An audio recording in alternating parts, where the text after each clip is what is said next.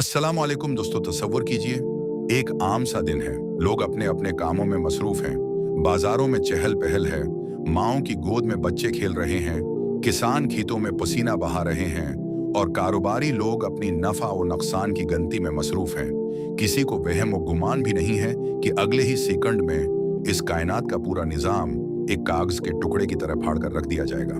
फिर अचानक एक ऐसी आवाज गूंजती है जिसकी होलनाकी का अंदाजा इंसानी अकल लगाने से कासिर है। ये कोई मामूली धमाके नहीं होगा।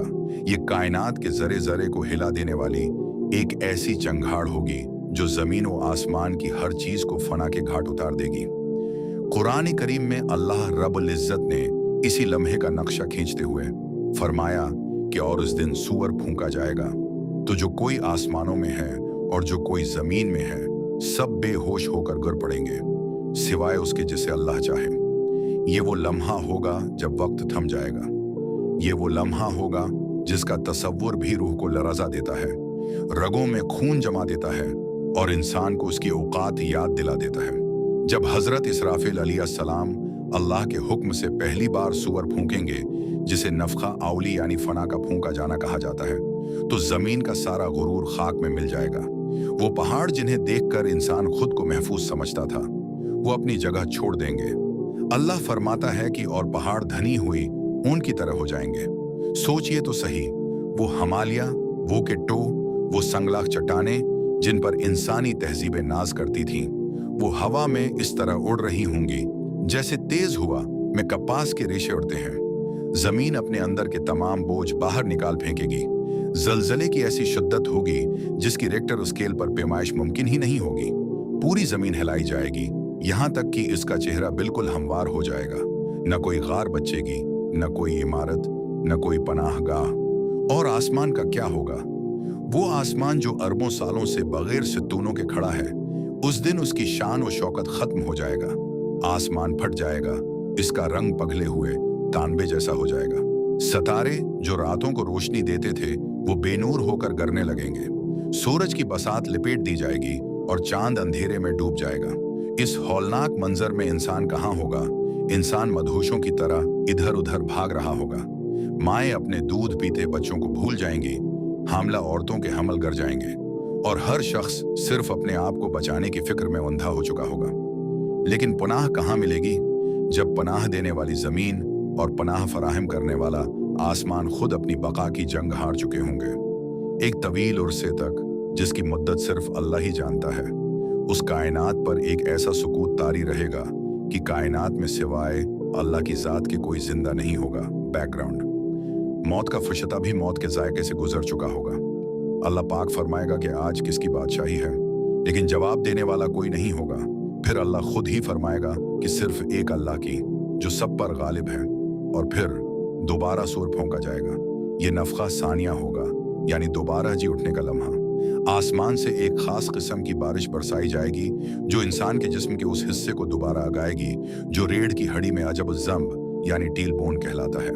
इंसान अपनी कब्रों से ऐसे निकलेंगे जैसे बरसात के बाद जमीन से सब्जा निकलता है। तसव्वुर कीजिए उस लम्हे का जब आप, मैं और आदम अलैहिस्सलाम से लेकर क़यामत तक आने वाला हर इंसान एकदम अपनी आंखें खोलेगा। हजारों लाखों साल की नींद से जागने के बाद इंसान पर पहला एहसास किया होगा। कुफार और गुनाहगार अपनी कब्रों से उठते ही चीख उठेंगे कि हाय हमारी कमबख्ती, हमें हमारी ख्वाबगाहों से किसने उठा दिया। जबकि ईमान वाले कहेंगे कि ये वही दिन है जिसका रहमान ने वादा किया था और रसूलों ने सच कहा था। लोग नंगे पांव, नंगे बदन और बन कट्टे यानी गैर मखदून हालत में कब्रों से निकलेंगे।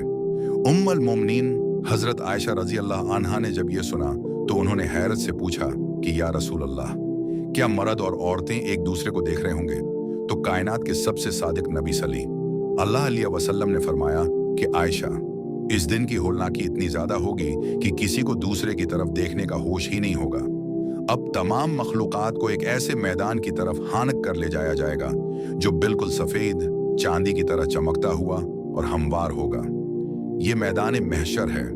यहाँ न कोई ऊंचाई होगी न कोई नीचाई, कोई किसी के पीछे छिप नहीं सकेगा। उस मैदान में सबसे पहला इम्तिहान जो इंसान को तोड़कर रख देगा वो है इंतजार। एक ऐसा दिन जो दुनिया के 50,000 साल के बराबर होगा। सूरज जो दुनिया में 9 करोड़ मैल दूर है, वो महशर के मैदान में सिर्फ 1 मैल के फासले पर लाकर खड़ा कर दिया जाएगा।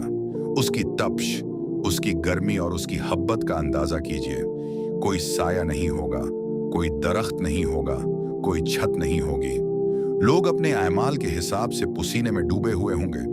किसी के टुखनों तक पसीना होगा, किसी के घुटनों तक, किसी की कमर तक, और कुछ लोग ऐसे होंगे जिनके मुना तक पसीना पहुंच चुका होगा और वो इसमें गूते खा रहे होंगे। प्यास की शिद्दत से जबानें सूख कर बाहर निकल रही होंगी, लेकिन पानी का एक कतरा मैसर नहीं होगा। लोग शदीद तकलीफ, गर्मी और इंतजार से इतने तंग आ चुके होंगे कि वो अल्लाह से दुआ करेंगे कि या अल्लाह, चाहे हमारा फैसला जहन्नम का ही क्यों ना कर दे, लेकिन इस इंतजार से हमें नजात दे दे। लेकिन रब जवाल जलाल इस दिन शदीद जलाल में होगा। कोई नबी, कोई फरिश्ता बगैर इजाजत बात करने की जरात नहीं कर सकेगा। सब नफसी नफसी के आलम में होंगे, और फिर वो लम्हा आएगा जिसका तसव्वुर ही रूह को फना कर देता है। हिसाब किताब का आगाज होगा। कायनात के मालिक की अदालत लगेगी, फरिश्तों की सफ़ें बिछ जाएंगी और जहन्नम को 70,000 लगामों से जकड़ कर लाया जाएगा। हर लगाम को 70,000 फरिश्ते खींच रहे होंगे। जहन्नम गैज़ व गज़ब से फट रही होगी। इस वक्त अल्लाह रब्बुल इज़्ज़त का हुक्म होगा और इंसानों के नामा एमाल हुआ में उड़ा दिए जाएंगे। ये वो फैसला कुन लम्हा होगा जहां इंसान की अपनी जिंदगी का तयीन होना है।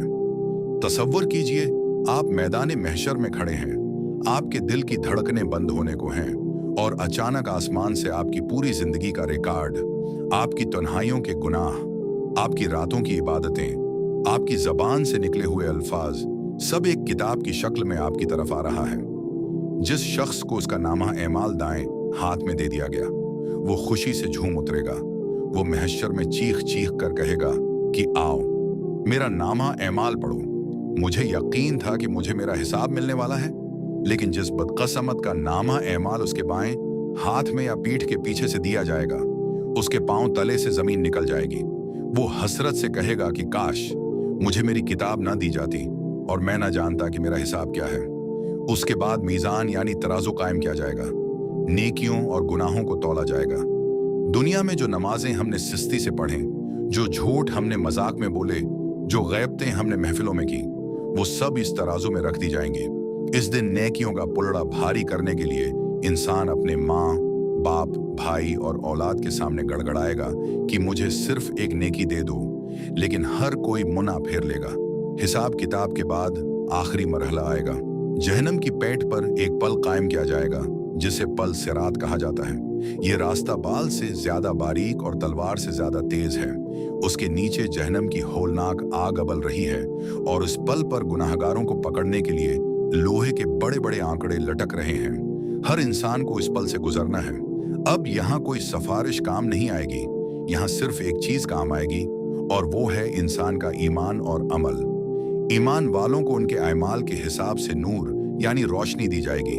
जिनके अमाल पहाड़ जितने होंगे, उनका नूर इतना ही बड़ा होगा और वो इस पल से ऐसे गुजर जाएंगे जैसे बिजली चमकती है या जैसे तेज हवा चलती है। लेकिन जिनके पास नूर नहीं होगा या बहुत कम होगा, वो अंधेरे में ठोकरें खाएंगे। पल सिरात के आंकड़े उनके जिस्मों को नोच रहे होंगे। वो बार बार गिरेंगे, संभलेंगे और बलाखिर बहुत से लोग कट कट कर जहन्नम के उस गहरे गुढ़े में गिर जाएंगे जहां से निकलना मुमकिन नहीं होगा। जब मोमिनीन उस पल को पार कर लेंगे तो वो जन्नत के दरवाजे पर पहुंचकर अल्लाह का शुक्र अदा करेंगे कि उसने उन्हें इस होलनाक दिन के अजाब से बचा लिया। मेरे अजीज दोस्तों, ये दास्तान किसी फिल्म की कहानी नहीं है, न ही ये कोई अफसाना है।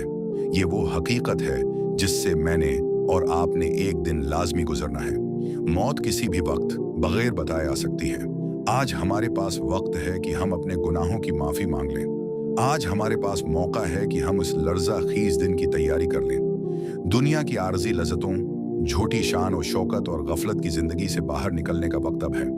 कहीं ऐसा ना हो कि हमारी आंख उस वक्त खुले जब तौबा का दरवाजा बंद हो चुका हो। अल्लाह पाक से दुआ है कि वो हमें उस दिन की रसवाई से बचाए, हमारे नामा एमाल दाएं हाथ में नसीब फरमाए और हमें हुजूर इकरम सल्लल्लाहु अलैहि वसल्लम की शफायत और हौज़ कौसर का पानी नसीब फरमाए। आमीन या रब्बुल आलमीन। अगर आपको इस वीडियो से हिदायत का कोई रास्ता मिला हो तो इसे अपने प्यारों के साथ जरूर शेयर करें ताकि शायद कोई एक दिल भी गफलत से जाग जाए। जज़ाकुम अल्लाह खैर।